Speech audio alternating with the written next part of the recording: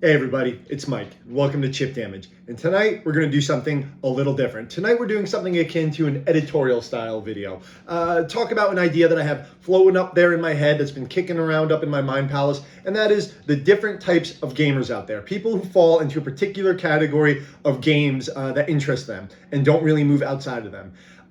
This has just been something that I've been thinking about in the recent past, and I just wanted to bring to you, my audience, to get some feedback on. I think it could be a fun topic. And yeah, I would like to see what type of feedback I get on this video, because this is something very interesting to me. So yeah, what am I talking about, types of gamers? Why am I bringing this up? Well, let's get started.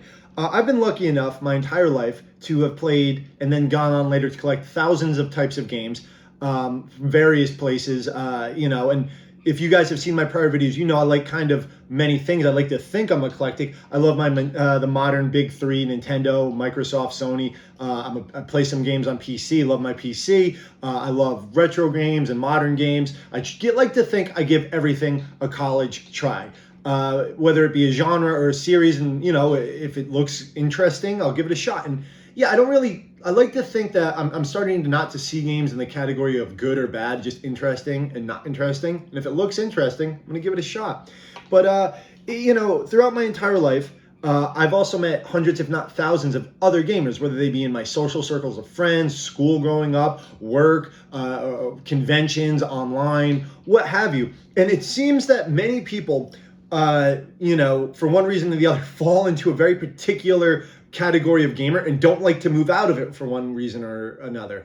Now, given gaming is an incredibly expensive hobby, or it could be, games are not cheap, and to pursue a series, to continue to play one online game, it could be a lot of money. So maybe that's one reason that people continue to play one type of game forever. Or maybe they just like one genre, like they came in with something in mind, like what gaming should be, and they just stick to that, and they don't really have the time, energy, or money to try something else.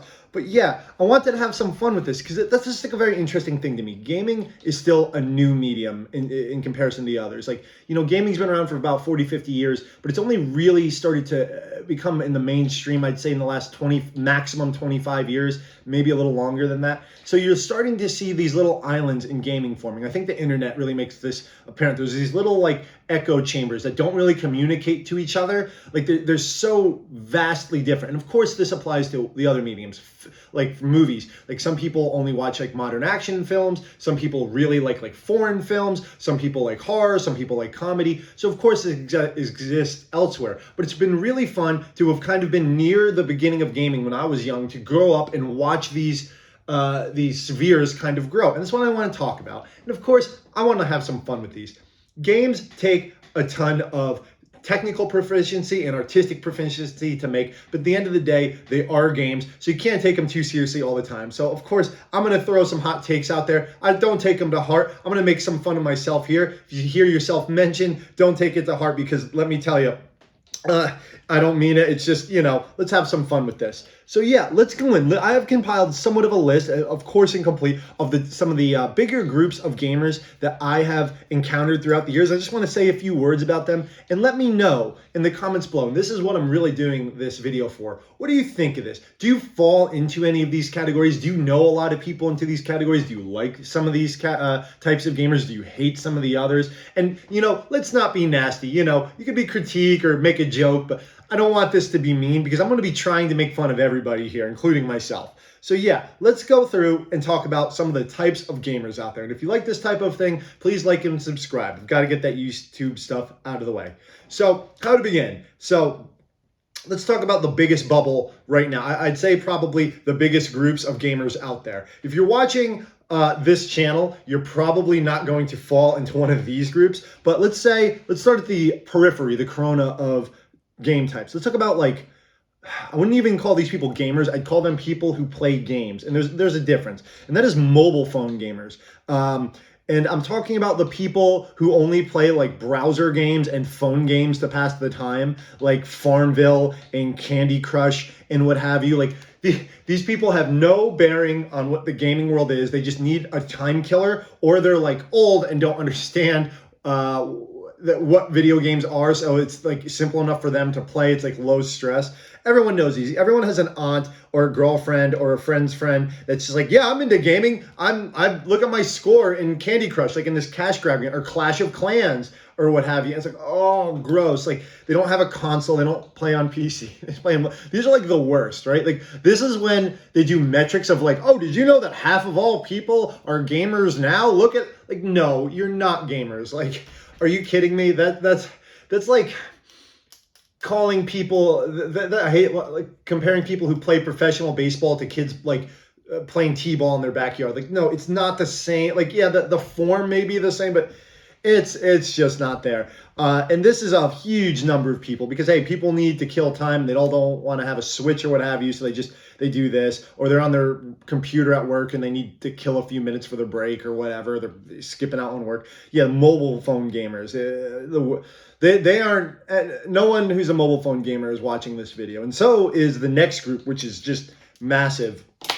Moving on to that is probably one of the newer, one of the worst type of gamer, and that is the Fortnite children, the battle royale group, the battle, PlayerUnknown's battleground players. These are uncultured children for the most part, right? These are kids who just play Fortnite, like, and that's gaming to them. They play it on anything available from their phone all the way up to a high-end PC. They see all these guest characters from legendary movies, like they see Ryu and Chun-Li from Street Fighter, and they see Ellen Ripley, and they see like Geralt from The Witcher, and they have no idea who these characters are. They're like just boom, boom, boom, shoot them, and it's just hideous. I cannot stand the Fortnite culture that is so prevalent in gaming now. Whether you think it's a fun game or not, like it's just the worst, right? It's just like, it's just sugar. It's just quick pops, and whether it's well made or not, it's just super shallow. People who are into Fortnite, there's so many people, I'd say Gen Z and younger in particular, who are just into Fortnite and not into any other games. They're not interested in checking anything out. They just play Fortnite and they're like, yeah, I'm a hardcore gamer. And given they probably put more hours into their game than any other people I'm going to mention on this list, you're just the worst if you're one of these kids. And if you're an adult playing this, what's wrong with you? Go play some real games, please. Like, well, it's got good mechanics and you got to be real. Stop. It's uncultured. It's nothing. Those are the Fortnite kids, the battle. This is probably going to be the group that inherits the world. You are the future. We are the dinosaurs dying out. It is going to be your world. Everything will just be a big, hideous crossover in Fortnite that's super corporate feeling with no soul or creative intent. End of the world. Like, that's it. Once my generation, once millennials die out, it's all yours, guys. But yeah, those are the two, I'd say, biggest peripheries of gaming that like are kind of on they're nowhere near what you would call a core gamer. And then you have another huge, and what was probably might rival the Fortnite group in the past, still to this day perhaps, and especially around the world, different type of games. And that is the casual games, but in particular what I like to call these, and you may hear this term more in America than anywhere else, is the bro gamer. And these are, like, when I say bro gamer, it's like guys who say bro a lot. It's like, yo, bro, you got the new COD, you got the new Madden. I work in a game store, and that's usually how these people would approach you when they wanted to purchase an item. Like, yo, bro, you got the new Assassin's Creed, or you got the new COD, you got my duty. Yeah, you know who these guys are. Let's start with the oldest of these groups, like the group that's been around, and that's the sports only gamers. Yet again, barely. Like, these are people who play games, but I wouldn't exactly call them gamers. They get one of the big three. They get their Madden, they get their NBA, or they get their FIFA, and nothing else. It just collects dust for like 9 months out of the year. They get these games, they play them for a few months. They spend like $10,000 on all like the micro transactions, but they don't know that those are bad things. They don't know that they're being swindled and that like this game is like a barely legible upgrade from the year before. They don't care. They don't know. Like, they'll have one controller and a dusty Xbox forever that gets turned on for these sports games, and hey, that's fine. They support the industry in a way financially. They've been there forever. They are boring beyond belief. These are the most boring type of gamers. This whole category is the most boring type of gamer, and very closely related to this. This is more of a later post 2007 addendum. Is the COD only player? Now this can overlap with the sports only player. The Call of Duty player is usually a similar type of person. They only buy Call of Duty every year. Usually it started with Modern Warfare 1 or 2 between the years 2007 to 2010. And they may also get a sports game every year, but those come out at slightly different times than COD, or maybe not. They just get the new Call of Duty every year. They put $10 million or 10,000 hours into the game through DLC and microtransactions, what have you. And they just wait 11 months until the next one, and they don't care. The game could be trash, it could be glitch. They just buy and buy, and this will go on till the end of time. Like I said, maybe they're picking up the sports games, whatever. And there's like, yeah, man, I game a lot. I play COD, and that's it. They don't know what a JRPG is. They don't know the names of other genres. They usually will not try other first-person shooters, even if they're like in that same military vibe, like Battlefield. They absolutely won't. No Halo, no sci-fi. Absolutely, it's gotta be real. Boots on the ground. Look, broke my pen. Look at that. That's how passionate I am about this. Boots on the ground, realistic shooters. It's got to be COD. Like there was a whole generation just appealing to COD players, and none of the games stuck. Like Battlefield will never be. I think Microsoft and Sony just confirmed in a court case they will never have a first-person shooter that can compete with Call of Duty in the military space. And these are like some of the most boring gamers out there too. They don't know anything. Like they don't go to conventions. They don't check on game news. They just know the release date from Call of Duty because they saw an ad for it on YouTube. And that's it. I would say that these would have been the ruling class, but they've been supplanted by the Fortnite children. And they have I'd say first cousin. I'd still put this under the category of bro game, and that's like the Ubisoft, like Assassin's Creed lovers. Like a lot of people who only play sports games and Call of Duty games will, for whatever reason, also like Assassin's Creed, which, if you want my quick thoughts on the series, it started okay. It's always been kind of bland. It's never been outrageously I don't like creative. It's never really been that, like, ever. There's some good gameplay in there and some good world building, but like it's not a character driven thing anymore. Like it's off the rails, and now it's just like this bloated mess, like of just sheer boredom. And I don't know, a lot of people who play COD also like maybe occasionally get an Assassin's Creed. And you're not even really an assassin anymore, like in Valhalla. Like you just kill people, but it's not, you're not like a hired member of the society in a lot of these games.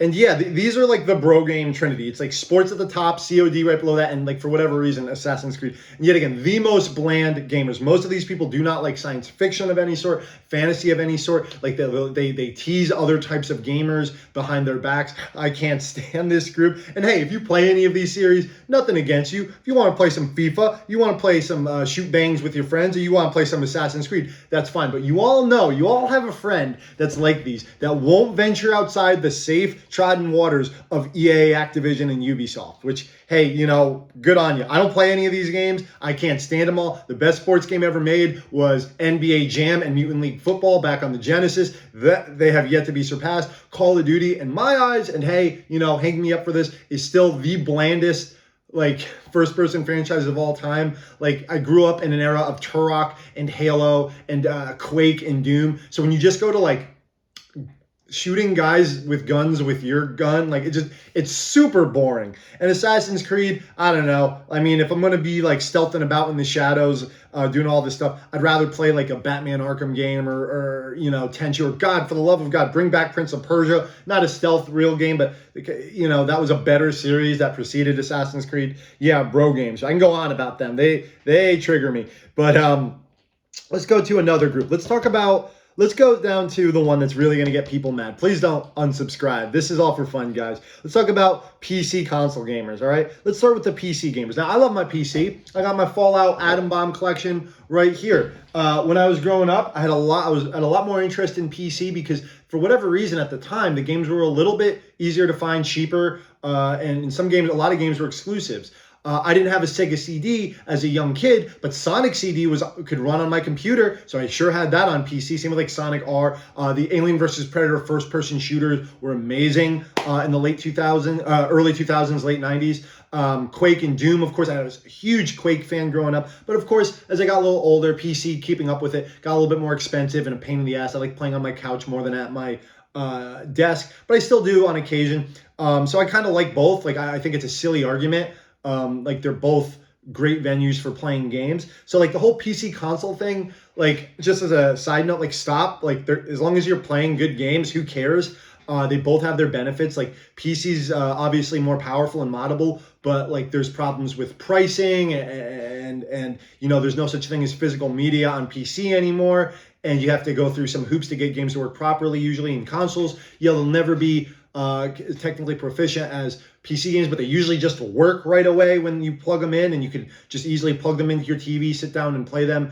And there's also a ton of exclusives on both. So it really depends on what your exclusives are. They're dwindling on console, but you'll always have like your Nintendo games, which are always going to be console exclusive and what have you. So stop. No fighting between them. That's not what we're all gamers. We got to fight the normies, right? Don't worry about like fighting what piece of hardware you're fighting on. Like Mario, Kratos, Master Chief, and what would be the, I guess, an orc from WoW. We're going to team up against the normies, all right? But let's talk about the types of PC gamers. Let's start with the types of PC gamers. We have another very boring type of player. That is the one game forever type of people. You all know someone like this. It is the person who gets one game, and it's usually from 10 to 15 years ago, and they just play it until the end of time. These are the people who play MMOs and MOBAs. So whether it's League of Legends, Dota, World of Warcraft, Final Fantasy 11 or Final Fantasy 14 or EverQuest, what have you, RuneScape, they just stick a game with a game, and it hits that sweet spot of their brain, that OCD part of their brain, and they may try another game every 5 years, but they'll just go back into this.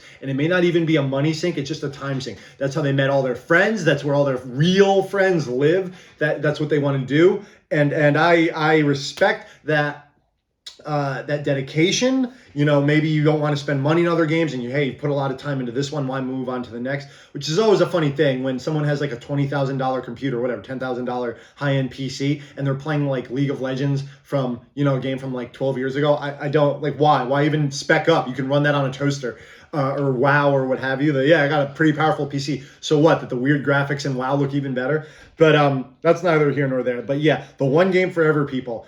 I love hearing their passion about their one game to an extent, but when it goes on and on, I'm like, you see these people on a regular basis, like, any update? Well, I was still playing the same game, but there was like a new update, or I'm okay, I don't care. Like, God, I can't talk to you people. Love you all, I really do. But let's go with the other type of PC person, and I kind of mentioned them earlier, and that's the tech lord, where they actually care more about like the hardware they're running on rather than the games they play. Like the games they play are just more of a test for the machine that they have. They'll have the LEDs and like the liquid cooling tank that's open, and they have like a decibel reader next to the tower, and it's like, okay, they put a lot of money and decoration into this, and then they get a game that they think will they'll get the crisis of the era just to run it and go, yeah, it's not dropping below 250,000 frames per second. It's amazing. Like, you couldn't do this on a console or any cheaper hardware. It's like, all right, but what'd you think of the game? It's like, well, I only looked at the title screen of the game for 2 hours to make sure that no frames drop, so I don't know a thing about it. Man, did it look good. Like, what are you doing? Like, what part, like, this is a medium to enjoy. This is an artistic medium mostly to enjoy, like, whether it be the gameplay, the graphic, like the art style, the music. Like, you just care about how well it runs without the actual content of what is running? We all know these people. And, I'm exaggerating, of course, but it's like, all right, you got like this most powerful piece of hardware, and you got it to not make the new Doom Eternal drop a frame. Did you beat the game? No, but it looks good. Oh, stop it. These are people who are very fortunate. If you're into that, good for you, because I can't do it. And then this is kind of a subsect, something I've just kind of noticed more and more in the console space, but started in the PC space for the most part. And that's people who are just like obsessed with like creating a character and living their life. This can happen in many games and over many genres, but I notice it's mostly on PCs with certain like wide open multiplayer, like not necessarily MMO games, but it also exists there where like people don't even care about the game. They care about like what hairstyles they have, what their skin tone can be, what color their eyes are, and their tattoos on their character. But it's like, yeah, I made my character like a 9-foot night elf mohawk, whatever. And it's like, but like, what do you think of the game? Like, well, I'm just getting, cosmetics and armor that suit my character. And, I'm going to build a house and have a family that looks just like me. And I'm going to like critique it exactly. I'm like, yeah, well, what about like the main meat of the game? How did you think combat felt and jumping? Like, oh, well, I have blonde hair and I can have 2 different colored eyes. It's like, that's what you're focused on. You just really want to create an avatar, right? It's like, how's the story of the game? Like, well, obviously, since it's a created character game, you don't talk, but man, my character looks cool. Like, okay, whatever, sure. But yeah, PC gamers, like, you know, if you got a decent rig, you're going hardcore. But it always seems like a shame to me where you're only playing one game forever, or you're worried more about the hardware than the software. I don't know, guys. I love my PC. I love my PC gamers out there, but that seems to be some of the bigger groups that I notice. But let's move along. Let's talk about my beloved consoles. Like, yet again, grew up loving Sega. They obviously died. I also love Nintendo, Sony, Xbox. As you can see right here, some of the bigger exclusives. Still support them all. You know, I had to pick an Xbox One game for Microsoft because I don't have too many Xbox Series X exclusives these days. But yeah, I love them all. I didn't always. I'm fortunate enough to be able to afford all three of them, which is something that many people are not fortunate enough to do. So I thank my lucky stars for that. And console wars are silly. Yet again, Nintendo versus Xbox or Sony, like, who cares? Like, as long as you're playing good games. I do think having at least three companies is incredibly important to keep them on their toes. I think that when they're being competitive with each other, that is when we get the best games and the best deals. Microsoft Game Pass would not exist if they were in first place destroying Sony and Microsoft. They have to practically give you these games so you remember they exist. The Switch would not be such a cool portable if they were if they didn't need to try to compete with Sony's and Microsoft's high-end graphics and their good online. Like, so they have to come up with a new gimmick and make sure that their software is top-notch. And Sony has had a lock on the gaming market for a little bit with the more core gamers, as it were, and they can get arrogant, but they need to, you know, they had to acquire and make sure that all their first party and second party IPs were fantastic. I think we win when there's these big three. And these big three have been around for 20 years now. Microsoft entering in 2001 to the console space, 21 years. I think it's important for a balance, like a Triforce, that all three continue to be there. So I don't really, like, listen, we all have a friend who has, when you were growing up, that had, like, let's say if you were a Genesis kid that had a Super Nintendo, you're like, that's a good game. I wish I had that. And you were jealous. And the vice versa. If you had a Super Nintendo, you saw a Genesis game you really liked. So you just fight because you were kind of jealous. Like, we're all man children here, women children here. Like, you know, we can admit that, hey, they have some really good games. Maybe I'll be able to buy them. Maybe I'm not, but I'm happy with my purchase. So yeah, console interfighting is stupid between fans. I think it's dumb, but I'm happy that these three giant evil corporations jockey for our attention. But let's move on to the individual types of gamers that are really into this. And we'll do this by age of the company in the gaming sphere. So let's look at Nintendo first. So yeah, you know, the big N, been around forever. So they have some of the most dedicated fans out there. Many fans that are in Gen X, Gen Y, like myself, this is the face of gaming. Like, Nintendo was synonymous with game console forever, but like there are subsections now because Nintendo's been around for so long and they're so like kind of eclectic in their genres. There's the old Nintendo fans, and these people are like really stubborn, and you're gonna know what I'm talking about. These are people who are like, NES, Super Nintendo games were the best. 16-bit 2D like Mario and Zelda 1 were the best, and they've never been surpassed, and you can go back to them now and they're better than the modern games. And like, these people are like, you know, and they'll pick up like weird licensed games, or they'll say like, yeah, Castlevania 1, Mega Man 2, you're not getting better than that. And these are amazing classic games that laid the foundation for all gaming and are still hold up to this day, but they won't even entertain the idea that there have been some improvements that are good. It's like, I don't need all this online nonsense and update. These games were good right when they came out, and yada yada, so on and so forth. It's like, all right, yeah, there's some truth to what you say, but like, obviously there have been some great improvements in new series and new games and new IPs that have sprung up in the last 45 years that have some magic to them. Like, no. Zelda 1, the fact that you have no idea where to go if you've never played that game before, and the fact in Mario 1 that you just fight Bowser at least 8 times to beat the game. Like, yeah, no, it's never gotten better. I'm like, all right. And this contrasts to like a little later, like, 3D ruined the precision of 2D gaming, and Pokemon's not a real Nintendo franchise. It's like, oh, stop. And that moves on to our next group, and that is like a strange subsect of something that I think only exists in North America after posting one of my prior videos. But this is something in common. It's like N64 diehards. Now, if you don't know, if you live in America or you live elsewhere, let me give you a quick summary, and you can do quick research to fact check me on this, but I think I know enough about this topic to kind of say this, is that N64 flopped in most parts of the world except for in North America. But I tell you now, there's like a cult like fascination, like focus on the N64 among millennials in America. Like between the ages of like 27 to 37, people love the N64 to death. The fervor. And I don't know exactly what the reasons were, maybe because we were the target demographics when this console first came out in 1996. The fact that there's actually not that many games for the console that really took off. So like everyone who had an N64 kind of played the same 10 to 12 games, but like everyone played Mario 64 and Ocarina of Time and Wave Race, like and Smash Brothers, which really wasn't the case with its main competitor at the time, the PlayStation, where there was like hundreds of games. So it's really spread out. You could have like your Gran Turismo, Metal Gear, and Final Fantasy gamers. Like no, everyone played the same 5 to 10 games on the GoldenEye, or on the N64, including GoldenEye.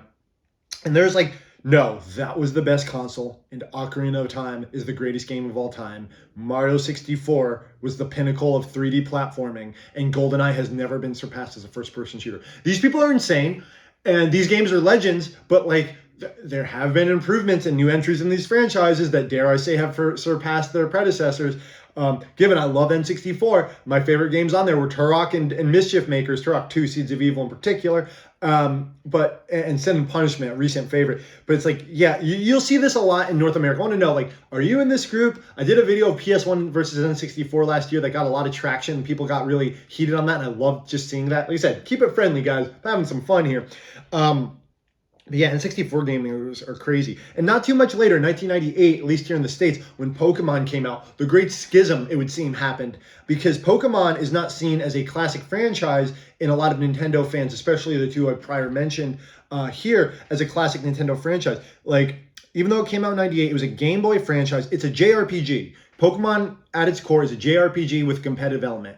And maybe because of like the complexity and the fact that most NES, Super Nintendo, and N64 gamers were growing up at this time, they didn't want to dive into a brand new franchise that was as complicated and due maybe to the anime scene as kiddie as Pokemon. But Pokemon is Nintendo's biggest franchise. It's in fact the largest IP on Earth. Look it up. Look it up. It is the largest single IP out there. Nothing's bigger than Pokemon. It's bigger than Mickey Mouse. And I love Pokemon. You know. But this group of people, you have like them being ostracized by OG Nintendo fans, but then there's like the opposite. Like there are some people who are only into Pokemon. Like they get their Switch or their 3DS or their DS back in the day, or Game Boy Advance, and they don't play anything else. They're not really interested in none of their games. This kind of goes back to like PC one game gamer. Like Pokemon people can be like this. Like maybe they'll get a Mario and Zelda, but they're not going to try like, Astral Chain. They're just going to try Pokemon, and they're going to breed. And they're gonna like get into the competitive scene. They're real weirdos. The older you are at this one, the more creepy you get. It's like, I'm gonna go to the tournaments. I'm gonna breed an absolutely perfect Blissey and make sure that it's shiny, and train the IVs and EVs up. And I don't care about other games. So yeah, they're weird. And so you have like these grumpy old men, and you have this group of weirdos who don't venture outside. But it's like, it's all Nintendo. They're all great. What are you talking about? Old, new, stop it. They're like, Pokemon is a solid franchise, and if it wasn't, everyone thought it was a fad. It's certainly not a fad. They're wonderful games to this day. See that Scarlet? I'll say it. I loved it. I don't care if most people think it was buggy or it ran bad. Like, it's a fun-ass game. But I also love me some Mario. I love me some Zelda, Donkey Kong. These people go insane. But yeah, let's move on. And I may have mentioned this. This one may lose me some subscribers. Now, you guys know, I like Zelda. I love the Legend of Zelda, The Wind Waker in particular. It's my favorite game in the series. I have a Legend of Zelda Ganondorf statue from First 4. Wonderful. I have the collector's edition, and I've tried most of the Zelda games. I haven't beaten everyone, but I'd say my favorite ones are Wind Waker and Link's Awakening on the Game Boy, the DX version.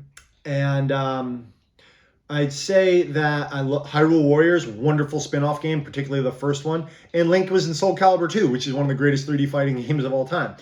But Zelda's never been my absolute favorite. I don't know. I as a mute character, I've never really connected with Link. The fact that it's like it's somewhat of a Western style fantasy made in Japan, never been really my thing.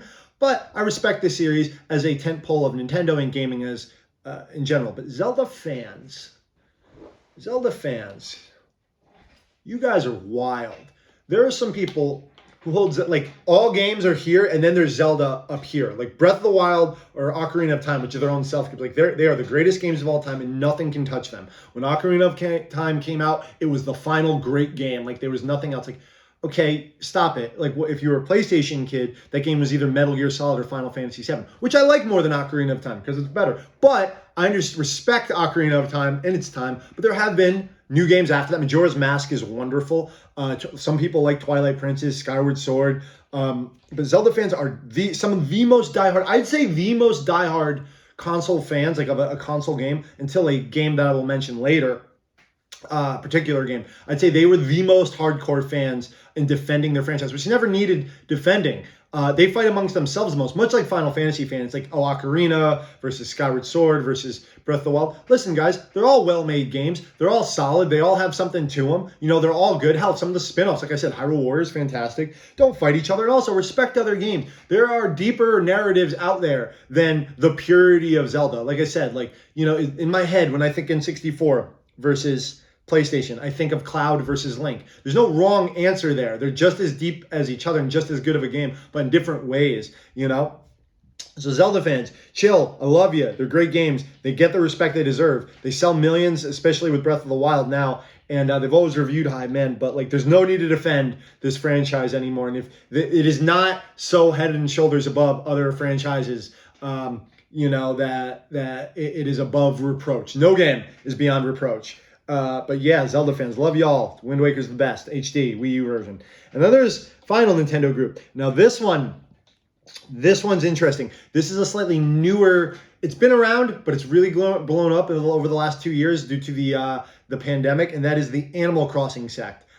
I don't know what, guys, I'm going to tell you right now, I'm not an Animal Crossing fan. I don't have the nerves for that. The fact that the game is always running, even when you turn it off, and that all your friends will leave you and your plants will die if you don't play it, that is just anxiety filling. These people are hardcore, and I don't know. Like, I don't think I would have fun doing these things, but I guess, like, there could be some fun in doing the menial task that Animal Cross requires you to do. It's not my thing. But man, it's like the second highest selling game on Switch, right? It outsold freaking Smash Brothers. I don't know how. It's not that fun of a game in my eyes, but I respect it. But it's like, I don't know. Was it just like really lonely people? Was it really isolated people during the pandemic? Because to me, growing up, like the weird Animal Crossing was like what like lonely girls played. I don't want to be too mean, but that's just what I know. Lonely guys too. But like now it's bigger than anything. I'm lonely for not playing it. I don't have a frame of reference for this, and I respect the game. It's cute. It's well made. But man, it's now its own enormous subsect of Nintendo gamer. And yeah, so that's that. Good on you, Animal Crossing. You're taking over the world. Love you. Now let's move on to the gallant upstart of the 90s. Let's talk about Sony and some of their games. Now, Sony's a weird thing because Sony has the most games, right, guys? Like, Sony during the PS1 and 2 days, like, it's kind of hard to nail down their identity. Yeah, they had exclusives, tons of them. Crash, Spyro, later on Sly Cooper, you know, Gran Turismo, Final Fantasies were exclusives, Metal Gears were exclusives, some of the greatest games of all time. However, they were not made by Sony, so they don't, especially in today's day and age, don't feel attached to Sony, but I guess they were. If you look back at the PS1, the second highest selling game behind Gran Turismo is Final Fantasy VII. A little bit down the list, you see like Metal Gear Solid, so it's like Snake and, you know, Cloud were the faces of PlayStation, but you also have Spyro, Crash, Sly Cooper, and then later on Kratos. It's like, what is a PlayStation gamer? It's kind of hard to tell. It's a pretty eclectic group. You know, when you like, it's hard. Like, you know, a Nintendo game when you see it. Even though that they have definitely had some new franchises brought on board. Like I said, they've acquired Bayonetta, they've acquired Astral Chain, or they created Astral Chain. But yeah, PlayStation. I guess I had to kind of.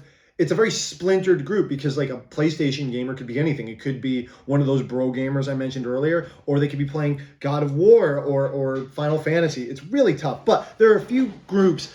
Let's mention two groups right now that I want to kind of touch upon, and that is God of War. Let's say a lot of people hopping on that God of War train. Now, God of War is a weird one because, look, guys, 2005, there were a lot of good games coming out on the PS2. And I was a huge fan of third-person action. Some people say hack and slash, but I hate that term. The term character action is very popular these days. You know, Devil May Cry clones is also another word for them. Devil May Cry was the start of this genre in earnest, quickly followed by contemporaries like Ninja Gaiden's revival games. And these games were amazing. Some of my favorite games. They're becoming less and less common, but like I absolutely adored Devil May Cry 3 in 2005 and Ninja Gaiden, and then Ninja Gaiden Black came out in 2005. So when God of War came out, it seemed kind of subpar in my book. It was very different. It was a little looser. It was more about the presentation than anything else. And it fell flat compared especially to like Ninja Gaiden Black in terms of difficulty and graphical fidelity, and Devil May Cry 3, especially in the like just overall like tightness of the combat. So I was never huge into the older games. I'd play them, beat them, and kind of forget about them all the way up through God of War 3. And then of course God of War 4, the Norse one, as it would, coming out in 2018, kind of like reinvigorated the franchise. Very different type of game, a more solemn story, cinematic style game. You can't jump, everything's over the shoulder. He's got a son. It's more about the plot. This splintered the fan base a little bit, where people prefer the old ones to the new ones, or vice versa. However, like it's huge now. Regardless, God of War is a huge seller. And nothing really bad to say about these fans. These God of War is strange. It is now falling into like the casual PlayStation fans. You know what I'm saying? Like, I don't think like everyone kind of just plays God of War, whether they're like, you know, really into games or really not. Like you could love Bloodborne and play God of War, but I think there's a lot of people who just buy their console now for God of War. And that's a crazy thing like to think about, because you know, it's always been popular, but it's never been like that deep, meaningful game that it's trying to be now. So yeah, God of War is just like a weird, I guess Kratos is the face of PlayStation. It's not as good of a face as Cloud and Snake were, but hey, you know, maybe that's just my generation speaking. But yeah, God of War is cool, and glad to see it doing well. They're making good games. I mean, they make games that I like. They make complete, well-made single-player games. Do I absolutely love and am moved by the story of the new God of Wars? No, it's trite. It's been played through. It's like father and son bonding, and there's been like 10,000 Norse mythology games and movies over the last couple of years. So no, nothing's exciting to me, but they're fun. They're well made. They don't milk you on DLC. So what's there to complain about? There's cool boss fights, what have you. God of War, it's cool. But yeah, now let's talk about, and I think this might actually lose me the most subscribers. Guys, I like this game. But let me know your thoughts on it, but this has to be said. I'd say the most ardent, defendant, and at times toxic fans out there of a single player game on a console is the one I'm about to mention, and that is, I'm afraid to say it, The Last of Us. Now, Last of Us is a good game. People who like The Last of Us think it is the be-all, end-all. I thought Zelda fans were like this. The Last of Us fans think all other games must like get on the ground and kneel at Neil Druckmann and the rest of Naughty Dog's feet for like delivering upon us the best game of all time. Guys, it's just pretty good. Both of them. They have quickly, as Naughty Dog, which I wish they would still make Crash Bandicoot and Jack and Daxter games, have become like the serious gaming company. Like these are the cinematic games. Like we put part 1 and part 2 in our titles, like Godfather. We put laurels around the awards on the covers of our games, like films do, because we're better than other games. There's an air of pretension around the game's marketing, and the games are like, no, these are deep and meaningful games. Look, this is my experience with Last of Us. It came out on the PS3 in 2013. I picked it up because I liked survival horror. It's not quite a survival horror game. It told a story that was very trite as well. It's like two people bonding in an apocalypse, and people are the real monsters, but you never saw that. It's like a zombie game for people who've never played a zombie game and only like The Walking Dead. You're not like a Romero fan where you realize the social commentary is right from the beginning. It's kind of sardonic. Like, no, you take it kind of literally. And that's the type of people who are like really into The Last of Us. Like, you know, and they'll say, like, yeah, the visuals are amazing. To this day, even the first PS3 launch still holds up. But like, it's nothing, as a game, it's nothing special. The story's just more of like a movie. It's been told. You kind of know what's going to happen. And like the enemy variety is really low, and zombies are a boring enemy type. And like, it's more, I thought it'd be more like Resident Evil, but it actually plays a little bit more like Metal Gear 4, where you're just kind of like crouched down a lot, and there's a lot of stealthing. And Joel has super hearing for whatever reason. It kind of feels like, it's like there's crafting, and like the character, like it's a game that insists upon itself, to steal a line from Family Guy. Like, it insists upon how serious it is the whole time and how like important like it's well made, but it's nothing that gamers haven't encountered before. We've encountered wonderful worlds and stories like this in hundreds of games and films. Like, it's just like a really well made 8.0. You know what I mean? Like, there's nothing wrong with it, but it's not It's not really breaking any new ground. Like, man, Last of Us 2 is a beautiful game, but like after all those years, like you can lay prone in that game. Like that's the gameplay implement. And like there's like 2 new enemy types and 1 boss, like the Rat King. Like, okay, but like the fans look like, Last of Us deserves Game of the Year every year until the next sequel of Last of Us comes out. It's like, chill.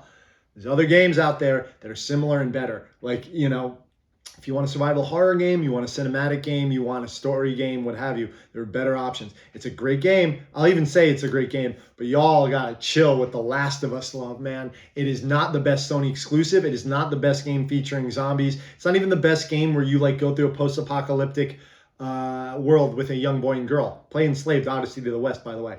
But Resident Evil 4, geez. But yeah, PlayStation fans, man, kind of hard to nail down, but that's where I'll leave that. And yeah, let's get away from the console thing and let's talk about more broad visions here. Let's talk about modern versus retro gaming, shall we? So this is a big thing, especially amongst collectors. I encounter this a lot. There are so many, I'd say the majority of people who spend money in video games, the target audiences only play new games. They don't keep the old hardware. Maybe they're younger. They don't care. They only see graphics. And these are like the modern gamers. Like, I just want the newest and the best thing. And once I beat it, I throw it and I'll never hook up my old console. I sell them back to GameStop for $4 or I throw it up on eBay. Like, it's got to look great. And why even go back? Why even examine the game's history? Hey, that's fine. These are people, in my eyes, who just watch movies instead of watching films. It's like, yeah, man, I'm going to go check this new sci-fi movie. But they've never seen Aliens because it was made in 1986. It's like, to me, that's unbelievable. Like, how are you going to do that? It's like, well, it's old. I'm like, you're classless. Like, what do you, come on, it can be fun. Now, I understand that can be a very expensive hobby, but a lot of the time today, a lot of older games are ported forward and brought digital with trophies and what have you on Steam and PlayStation achievements, brought portably on Switch. I think they're fantastic.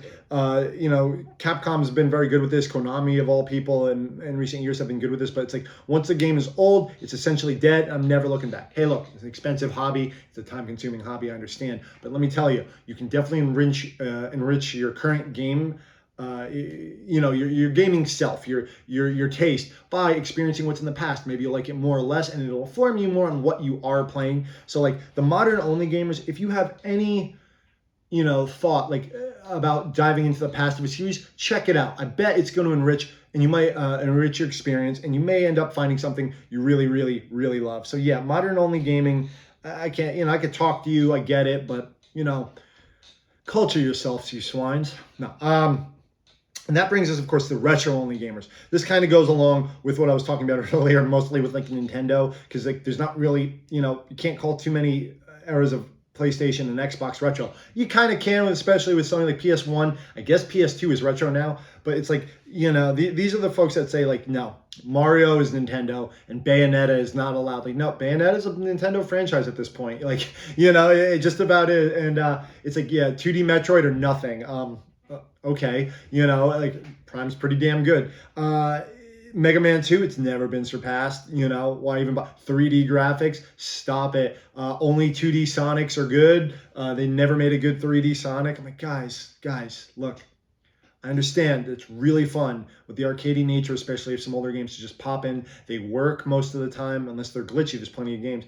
And have that experience. But let me tell you, as someone who's grown up along with it, new games versus old games, one's not necessarily better than the other. Just like two games that aren't really comparable. Is Demon's Souls better than Killer Instinct? No, they're totally different. They both have strengths and weaknesses depending on what you're looking for. So like, yeah, when it comes to modern versus retro, guys, like they're all good games. Don't limit yourself to the age of a game. Anything can be good. Any game made at any time that you check out has the potential to be good. So don't like put these strict limits on it, because you might miss out on some fantastic experiences. So my answer to that is try everything you can. And if you have the opportunity, don't hold back just because it has a Z axis. You know what I'm saying? Like just because it has some depth. And to the old people, the people only playing new games who won't play old games, just the fact that you don't have a Z-axis doesn't mean the game has less depth. 2D games can have more precise control than 3D games probably ever will. So definitely don't limit yourself to modern and retro. Love y'all, really. So yeah, let's go on. And speaking of modern versus retro, let's talk about like the collectors, right? Let's talk about people who collect video games, the category that I fall into. Now, there's the number one question I always get: do I actually play these games? You're gonna see these on a lot of game collector videos. Like, you play all these games you collect. There's no way you can, right? It's like, well, I know plenty of collectors who just don't. They like, let me give you a quick story. I was in a retro gaming store. And I was talking to a guy. I was in the Sega part of the store, and I was picking up a Dreamcast game. I believe it was Plasma Sword at the time. And, I'm like, I wanted it because it was a Capcom fighting game, and I liked it. I started talking to the guy next to me. He's like, oh, yeah, I'm a big Sega fan, too. I almost have a complete set of Master System games. I only need like 3 more to have them all in the North American set. And I just kind of stared at him like, oh, cool. And he mentioned some of the games, and he's like, there's just like these trash, cheap games that I need to get. I'm like, why even bother then? So like, he asked me what type of games I collect. Like, what? I was like, fun games? Like, I didn't know how to answer. I'm like, I collect games, and this was when I was younger. It's like, like I said, I collect games that I find interesting, regardless of what console they are, or if they're in a series that I really like and I'd like to see the history of and play it firsthand. Like, that's kind of my thing. I collect games that I think are interesting or have a unique perspective that I won't get in other games. But I've never been the type that's like, I need every Genesis game. Like, no, I want the games on Genesis that I like, because I know that this is a console that I like playing with and that it has plenty of good games. I kind of know what a Genesis game's limits are. So like, I'll pick up like, the platformers or what have you. But like, to me, it's insane that you would own, like, all right, you have every Master System game, but like, how many good ones are there? On every console, there's more bad games than good games. Just the way it is. That's how, like, in anything, there's always more bad than good. And I'm like, are you ever going to play the sports games? Like, are they just going to take up shelf in your space? And now that I'm older, I understand. It's like, there are people out there, and I fall into this category somewhat too, where it's like they want to curate the games, right? You want to get them in your collection so that they're safe. They won't degrade. They're not sitting in some kid's attic. And because when they're gone, they're gone. A lot of people put a lot of work into video games, and it's really sad when they're lost to history because of poor keeping. And, copies of these games get rare and rare. They're lost, they're thrown out, they're destroyed, they stop working. So some people want to curate their favorite system, whether it be for other people to check out or just for themselves to know, like, hey, this game won't be entirely lost in time because I'm taking care of it. Now, it's still not, you got to have some serious cash to do that. I can collect some games. I stick to what I like, and I could never have, if I wanted to collect every Dreamcast game, I could not have every single sports game or PS2 game. Like, yeah, I need 30 years of Madden. Like, that's just taking up space, and they can honestly burn for all I care. But to some people, that matters. They want that full collection. Y'all making a lot of money. Good on you. Still crazy to me. I love y'all, though. And then, like, something else, and the collectors hate hearing, why don't you just emulate it, bro? I see this in the comments all the time. Like, I have like this Raspberry Pi and it's $30 and you can get every game to run perfectly on that. Stop. We know. No one who collects games doesn't know about emulation. There are reasons why we still collect. People watching this channel probably understand. Like, let's go with the obvious one. Sometimes it's nice to just play games on the original hardware. Emulation is never completely perfect. There's something to be said about playing a game in the way that was originally going to be played. So certain games look better on CRTs. The controls are always different. Like Saturn games are tough to emulate. A lot of GameCube games are really tough to emulate. Some people just want to play it on the couch on the hardware that it was designed for in mind, because you will lose, even when games are ported from old systems to the new system, you're going to lose something, the look of the game that it was originally intended or expected. So like, don't bang people over the head with emulation. We know we have access to all of these games. Part of playing it is playing a PS2 game to a lot of people is playing it on a PS2 on a TV that was available at a time the PS2 was being made, because that's the experience they want to judge it upon and experience themselves. Now, emulation is fantastic for historical purposes, right? Yes, let's get out of the way. It is stealing, right? Piracy. That's never stopped anyone who's ever done it. But a lot of games aren't curated by their own company, so it's the only way to preserve them. So I understand that now that I'm getting older. So I don't think it's a net bad. And if you really just want to play something and it's $10,000 and you can't, maybe it's your only option. But people who are fortunate enough or want to play it on the hardware that it was originally on, let them. And like, something to be said right here. Here's a somewhat rare game, Michael Jackson's Moonwalker. This is a fun as hell game. But part of playing this game, part of the enjoyment that collectors have from that, is having this clamshell box that makes that particular noise, popping it open, which is kind of tough on this, having the manual, because there's a lot of insight in the manual. Like there's a lot of little nuances in there. Creators like diary, you don't get these anymore. Having this cartridge, jamming it into the Genesis, the Mega Drive, whatever, turning on the power switch, seeing the little red light, sitting down and playing it. That is something that cannot be emulated, and we kind of just want that because that is part of the experience that we are curating as collectors, or maybe we want to experience again as gamers. So yeah, that's my thoughts on emulation. And it brings me back to the original question, do I play these games? And the answer is as many as I can. The answer is mostly yes. I never buy games that I don't think I would have fun playing or would be interesting. Not every game I have is fun, but I keep them around because, like, man, it's so weird and experimental. Like Rule of Rose, it's a rare-ass PS2 game, but it's a real weird game. Steel Battalion on the original Xbox, it's a fun mech game with the controller. I just want that around. Like, is it the best game ever? No, but they went for it with that 40-button controller. Or like, I kind of want every Street Fighter game because I love watching the evolution of characters from Street Fighter 1 to the end of Street Fighter 5, including all the EX games, seeing these characters evolve and watch the developers kind of hone their craft as they get better and better and try new ideas. And every game in the series is not a banger, but I don't want to miss that step to see, I see where this originated from, and that'll kind of enrich my enhancement of future titles. I think that's a lot of fun. It's crazy, I know, but I'm more of that type of collector. So yes, most of the games you say that I collect, I have played and probably have beaten because I'm lucky enough to have done it either when I was younger, or I try to make time for games. I don't really watch a lot of TV, guys. That's where everyone's like, you never watched this or that. It's like, nah, I didn't see Breaking Bad till like 7 years after, like till very recently. It's like, why? I was playing games, guys, I've never seen an episode of Friends. I'm probably not missing much, but like, I don't, in my free time when I'm sitting on the couch at home, I don't want to watch TV. I love movies. Movies are good. I can 1.5 hours to 3 hours. I can just watch it, examine it, move on. But TV shows, too long. Given, you know how much I love anime, but the good anime are few and far between. Let's be real here, guys. So that's how I kind of manage my time. Like, yeah, I do kind of play and beat most of the games that I get. And I love going back to old games. I don't have really an order. I have to be in the mood for it. I'm weird. I'm fickle like that. If a new game comes out, I'm not in the mood for it, goes on the shelf, I'll play something older, go back to it. But yeah, let's, I got to move on to other types of gaming. Let's talk about something near and dear to my heart, the FGC, fighting game fans. We are crazy, aren't we? This is one of the most loving yet toxic communities out there.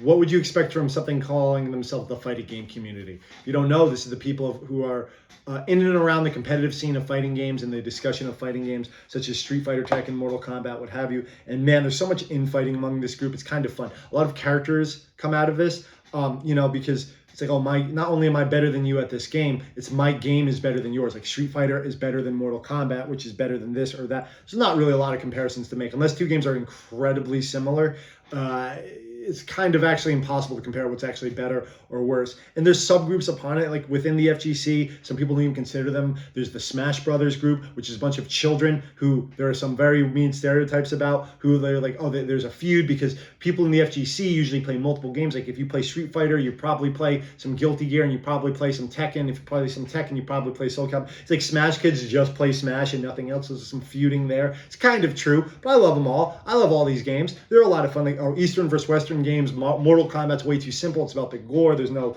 depth to it. Street Fighter has no gore. It's boring. It's just about this or that. It's like, look, we're all wrong and right. You want to see some weird shit, watch some FGC videos. These people are characters. I'm glad that I like to be around it, not necessarily part of it. I'm not a competitive player, but I like to watch it all unfold, and I love fighting games. So these names come up, and they're definitely some of the most passionate gamers out there. Love y'all. FGC, Smash, MK, Street Fighter, Tekken, Soul Calibur, Blaze Blue, Guilty Gear, Dragon Ball Fighters, Skull Girls. Love all you. Keep it up. Stay passionate. Stay grassroots. Never become like Counter-Strike players or those competitive players. Those people are soulless robots who have no character. I love the fact that fighting game community has character. A lot of them have too much character, and there's some grimy shit that has gone on, especially over the last couple of years. Get that out of there. But the actual passion and the love of the characters, we don't just love these games because of the mechanics. The mechanics are important, but we love the characters, the flair, the flash, the drip of it all.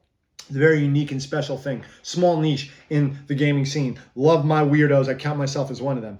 But yeah, guys, that's I guess that brings me to like the last one, and this is kind of nebulous, but this is like slow gaming versus fast gaming. What do I mean by that? There are so many people out there who only do like slow people games, which is what I would call things like strategy RPGs or isometric games. Not necessarily like Hades, but like older isometric games like Diablo or tactics games or anything involving cards, anything involving like card combat, whether it be pseudo real time or like strategy. I call those slow people games who usually don't who involve a lot of pre-ahead thinking and maybe not the quickest reflexes. And then you have fast gaming, which is the total opposite. I consider third-person action games and fighting games where it's more about dexterity. Yes, you must be planning quickly, but maybe you're not thinking 10 moves ahead. You're only thinking 2 or 3. And I noticed like a lot of gamers just don't like cross here. Like if you really, really love like, I don't know, Diablo 3, I just haven't seen too many of them who love the complex systems of Devil May Cry 5. You know what I mean? It's like, yeah, if you love Final Fantasy Tactics, that's wonderful, but you don't really want to play like the new Final Fantasy because it's real time. It's like, well, you gotta exercise both your mind and body, guys. You can't just be the thinker because, well, not only is that kind of boring, but like, you lose your physical self. And the same with action gamers. Like, if you don't want turn-based, like you're just gonna be a dummy with a club. No, you gotta find a balance, guys. You gotta find a balance between the fast and the slow parts of gaming and experiment, and that's like the whole thing, right? So yeah, that one's kind of nebulous, and but I think I formulated kind of what I wanted to go there: fast versus slow gaming. And with that, I've run out of things to talk about. Man, that went longer than I thought it would. And yeah, guys, I know I made plenty of people mad. Maybe I made some people happy, but keep in mind, this was all supposed to be, to an extent, kind of satirical. Yes, these trends definitely exist, but I love them all. I love you all. I really do. And I want to know, like, what do you guys think of all of this? Did I just ramble on and make no sense for like the last hour or so? Like I said, I play way too many games. I've put way too much of my life and money into this. I've probably wasted my entire existence. So yeah, this was just to have some fun, break some ice, and let you know how I see the gaming world, what type of gamer I am, things I try, things I don't, people I encounter. And I want to know, have you encountered any ones of these types of gamers? Do you yourself fall into this type of gamer? Do you know people who do this, and did I hit a nail on the head? I want to know. Keep it fun, keep it friendly. Even if I said some things here, I didn't mean everything to heart. It was more, like I said, just a little, I like to be some hyperbolic when I'm talking fast. And yeah, as long as you're playing games, who cares, man? It's all fun. As long as you're having fun, life's hard. Get out of work, dealing with your family, your friends, whatever problems. You just want to go home and chill and play what you want to play. Do that. Play what you want to play. Have a good time. That's what matters. And one of the interesting things that you discover about people through gaming is how different people chill out differently, because there's nothing better than a long day after getting home after a long day of work, just plopping on the couch and going on an adventure, whether it be solo, with a friend, being told a story, getting into a street fight with no ramifications. That is the beauty of gaming. That is why I love it. And I want to hear from all of you guys, your thoughts on this. And yeah, I think I'm out of breath. So thank you so much if you stuck it out through the entire video. My name is Mike. This has been Chip Damage, and please take care of yourself.